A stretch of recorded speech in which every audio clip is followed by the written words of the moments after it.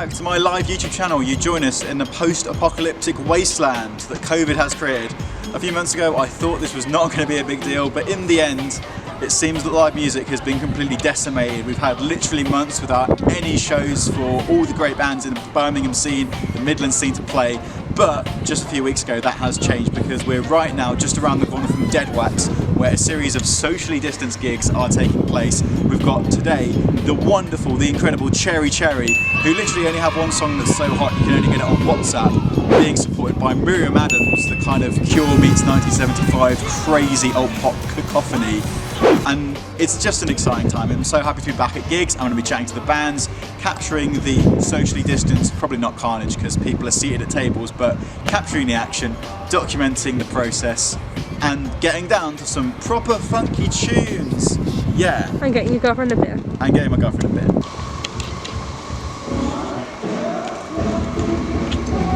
Weekend nighttime guys, classics of our time, lonely soundtrack movie scenes, we're not hiding anything. How excited are you to be back at gigs, Maddie? I know you love the Birmingham music scene. I missed my own gigs. A couple of my favourite bands released album that I can't see, but I'm excited to see something live. Yeah, just to have something. And you know, there is no better place than Birmingham, as we know. I'm moving from London as well, so everyone always asks why. I say why not? why not? It's a very cool backstage. It's good, isn't it? Myriam live at Deadworks. Woo! How good is it to be back playing gigs, right? Months, isn't Horrible. it? Horrible. I hate live music. I didn't start a band for this. Yeah, man. I'm joking. Guys, funny joke. How much can you tell us about what this show is actually going to be like? Because we've seen the setup down. Deadworks have got these series of gigs. There's tables in the outdoor area, but it is plugged in. Yeah. We don't know what it's going to be like, to be honest, because it's at first. It's seated people. Usually, you know, we rely on people Jumping around. Moving, yeah. But either way, I think a mosh pit is a bit of a taboo subject right now, so I'm not expecting anything like that. We'll get an extra wave. But we're back here now, and I think it's an exciting time for Myriam. We've had two really amazing, solid singles that are very different to each other. The new one I just dropped, Babe. Yeah. I think you guys said to me in an interview before, you're very kind of normally quite tongue-in-cheek and sarcastic, and a bit ironic when talking about sex, but you wanted to actually steer away from that and create something that is just a bit like honest. yeah, it's. I don't know if I love it, but when we first kind of, this isn't really Myriam but now that's what we're about, just doing what we want and just really enjoying what we do. And if that involves a song you're up. I will get to the music video, because I think that's probably the headline piece of it. I think you guys pull it off really well, because you seem so comfortable with it that it's not awkward, but I think it could so easily be awkward.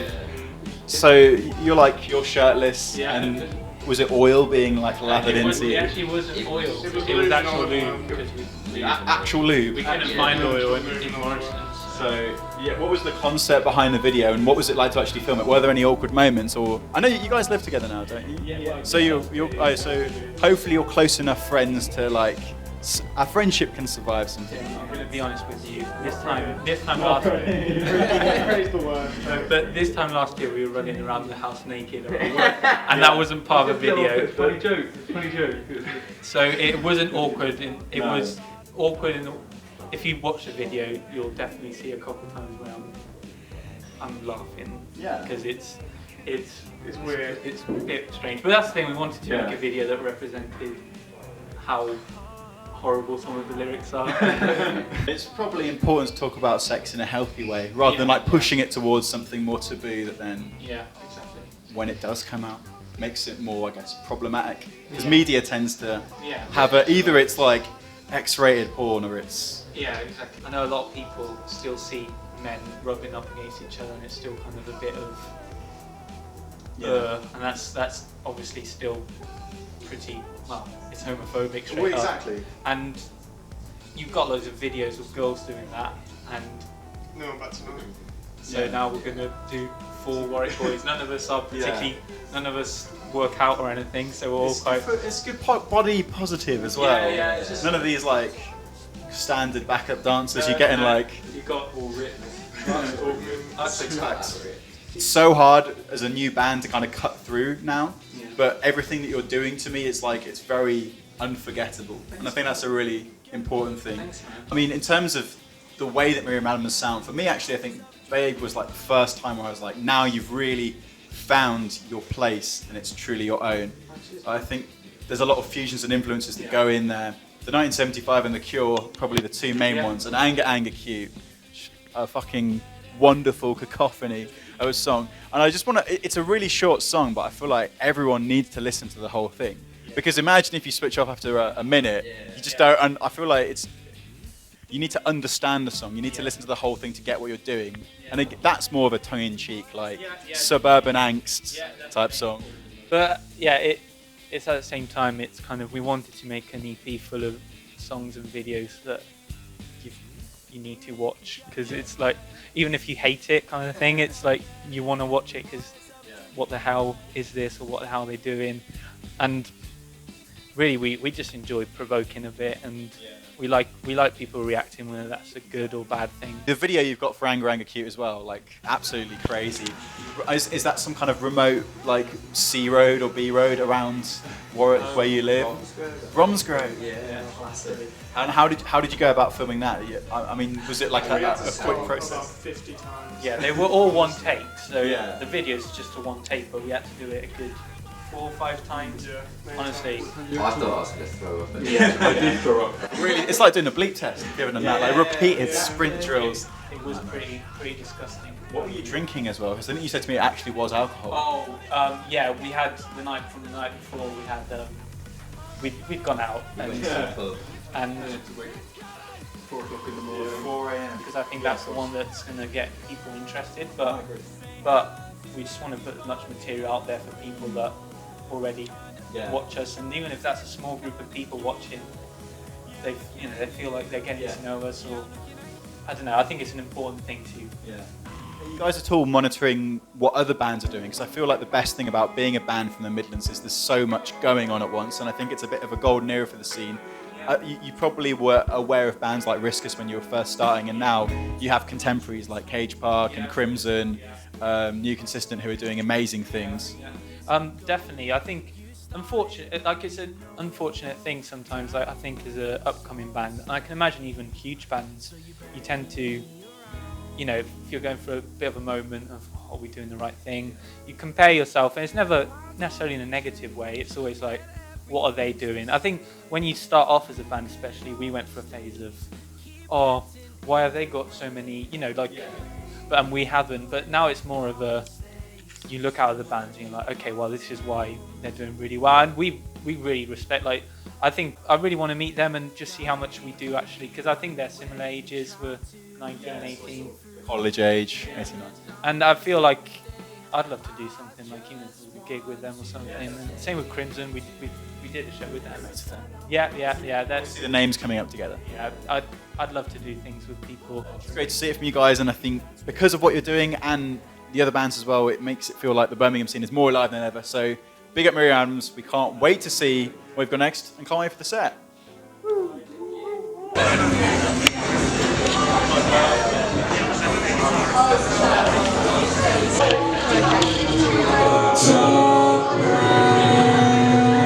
What an intro. Let's go!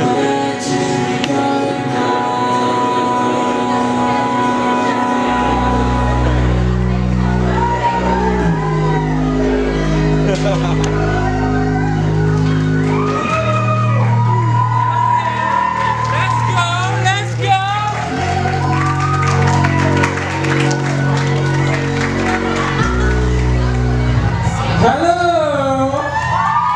We are Myriam Adams. You ready to go crazy in your spot?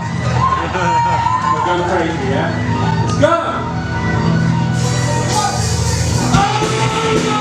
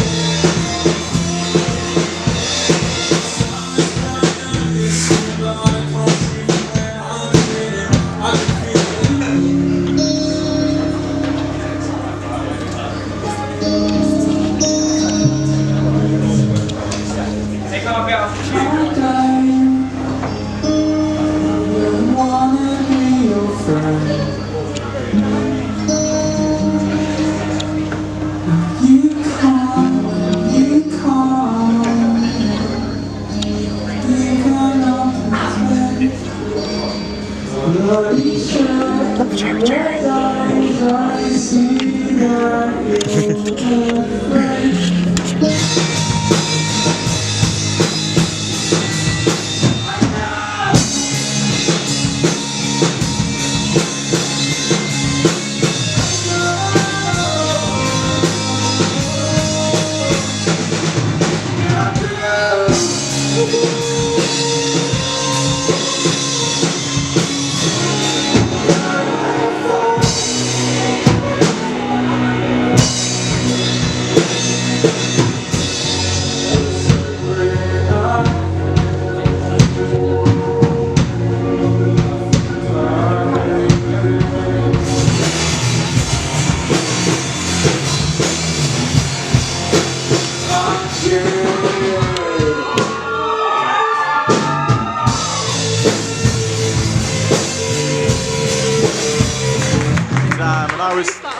I wanted this vlog to be family friendly. Damn it. You only picked up the camera when the Yeah, shot came on. I did. I know it's not your fault.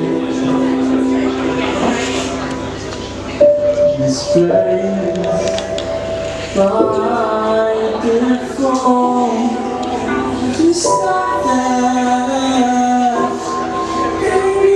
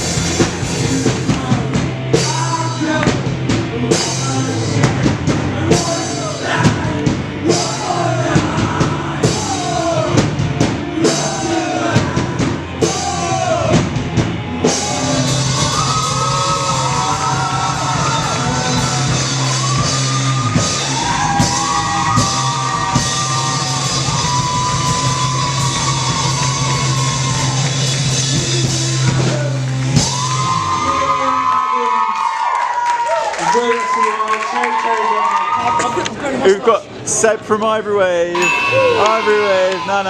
Myriam Adams. No, he smashed it. How's it? How out of 10? What would you rate the gig? Are you enjoying the setup back? Just being back, seeing live music, seeing a band, seeing in this case 2 bands. There he is. Seeing 2 bands absolutely kill it. It's special. For Cherry Cherry, Myriam for Sick. Yeah. And exciting things in the pipeline for Ivory Wave to be revealed. We'll keep you posted. Big up.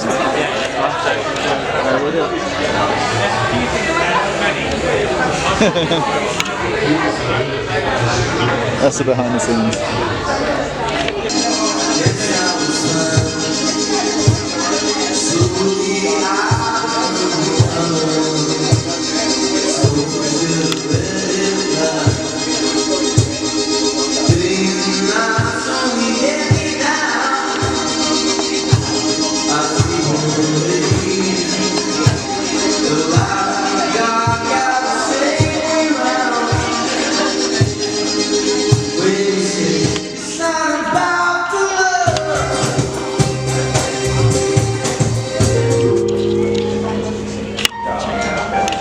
The next song we're going to do is new.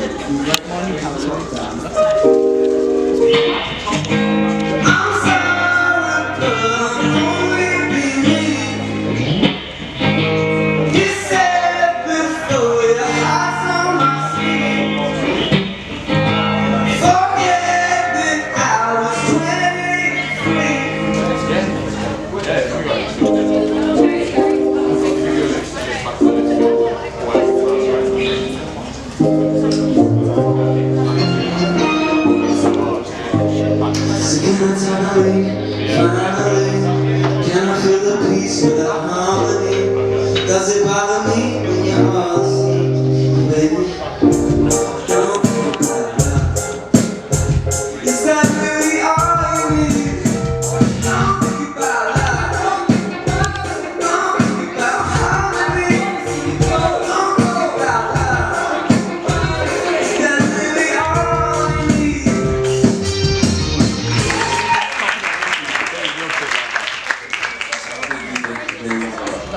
This next one's called Backseat. Go on, Cherry Cherry!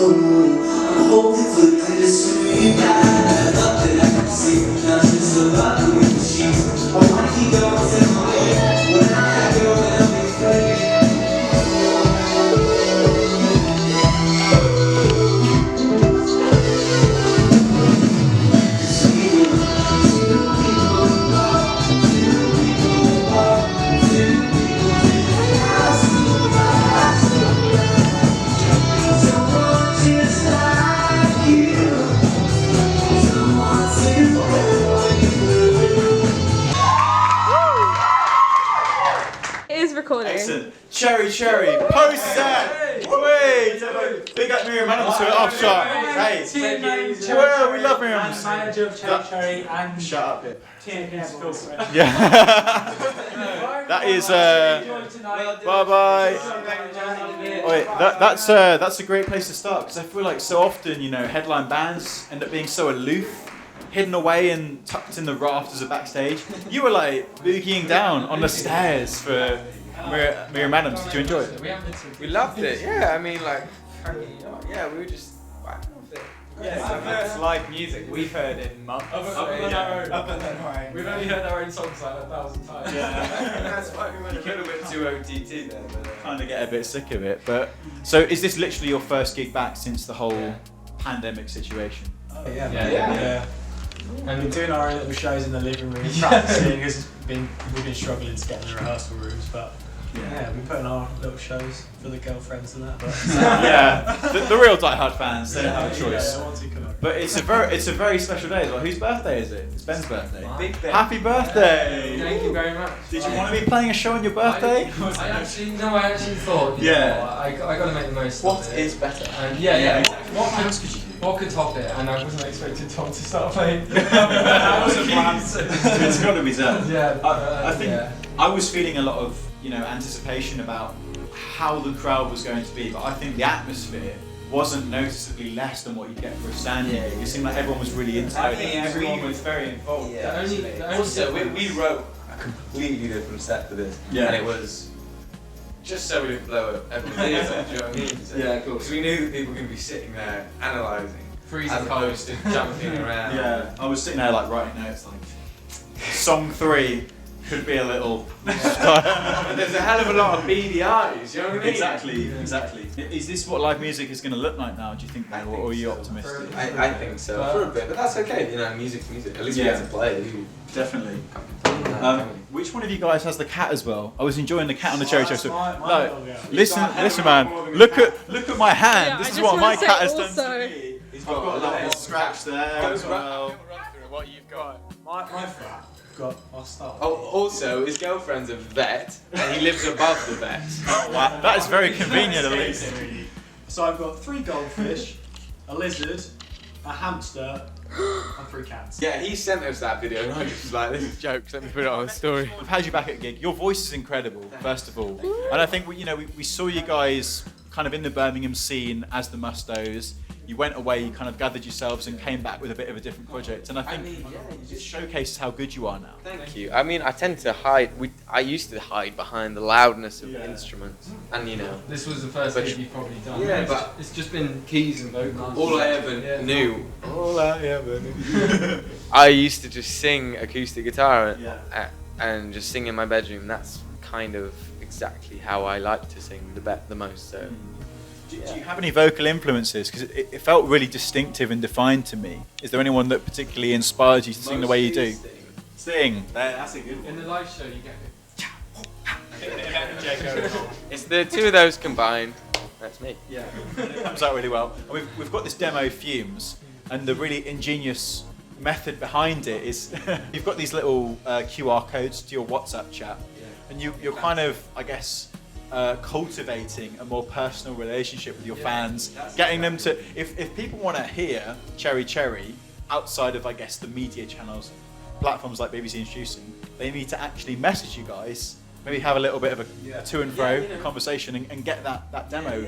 I mean, and we've got more we want to put up there. But you got to ask some ever questions since, over there. ever since we released that song, we've gained so many.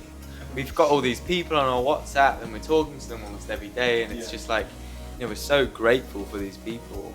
We've got a little band burner thing as well. We take everywhere we go and We just want to make sure that we're always grateful for these people, because without them, well, what the fuck are you? You know what I mean? Exactly. So this is really, it's been really nice. It's been really nice. Yeah. How's it been going down on WhatsApp? Are there any people in particular that stand out for you, or any conversations? You know who you are. If you're watching, You're right. You're downstairs at the moment, and we're not giving you our time right now. But if you text us, though, There are definitely those names that will stick in your head, and they have them. I think I was saying to you guys before when we chatted on Zoom for BBC, being a band but not having any music in the public domain Do you find that kind of challenging sometimes because you have to be a sort of an active Instagram account, I mean, making your own content that isn't music? The most difficult part is still looking as if you're doing something, and even though we are, you guys are really productive. Like every day we are writing music, but nobody knows if we're writing music or not. So I guess it's been difficult, but you know, we're trying to get as much stuff on Instagram as possible, so people think, you know, we're still alive. But we're pushing through COVID. We all are. Like, what else can you do? How are you finding London as well? Because I find whenever I go down there, as someone from the Midlands, it can be quite an intimidating experience, and it's not the most. You know, you walk through the street, and I think in Birmingham you recognise someone every half hour, but in London you can go a whole week and not see anyone you know. I mean, like, we've lived there for quite a while now, and we all work there, and we while. all know certain people in certain places, so I still bump into people who are like, I work in Bethnal Green, so I see a lot of people around there, and I bump into them, and it's kind of weird because it's so massive, but it's still just as much as a community, really. We've settled in a bit. We found the places we like and doing what we can and doing what we can. But Are you allowed pets in your London house, or is that? We can agree on it. It's above the vets. I think we're looking to get a lizard. Get that lizard. A bearded dragon. I used to have little geckos. Foxes. Yeah. We live in Isle of Dogs, and that's like Fox Central, so it's amazing. For the rest of 2020, you've obviously, because we saw you perform a really nice long set, you've obviously got the songs that you're sitting on. For the rest of 2020, can we expect to hear any of them come out and maybe some visuals to accompany, or are you kind of playing it more by ear? Mostly playing it by ear, but yes, we'd like to think so, obviously.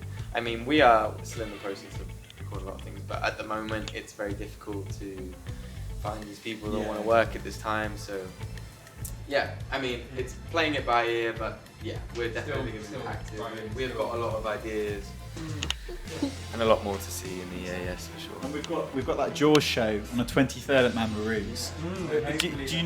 Do you know what kind of shape that's going to take? Has it been sold socially distanced? Is it going to be a bit like tonight or more conventional? At the moment, I think it's sold as a stand-up normal gig, but who the fuck knows if that's going to happen. At this point. Is that sold? We're not counting on it, but if it does, it's a bonus. So, exactly. You know. It's always a blessing. Exactly. It's been so lovely chatting to you, Cherry Cherry. Happy birthday, Ben, as well. Have you got any plans for later? Get a few drinks in it. Up until 10 o'clock. We'll be back in. It's really nice. It's really nice of COVID to only attack people in the places they don't spend money on things. It's crazy. If there's a chill, COVID will hang off. Like, it's fine. Straight away, money is the cure. That's well, thank you, Cherry Cherry. We can't wait to see what you come out next.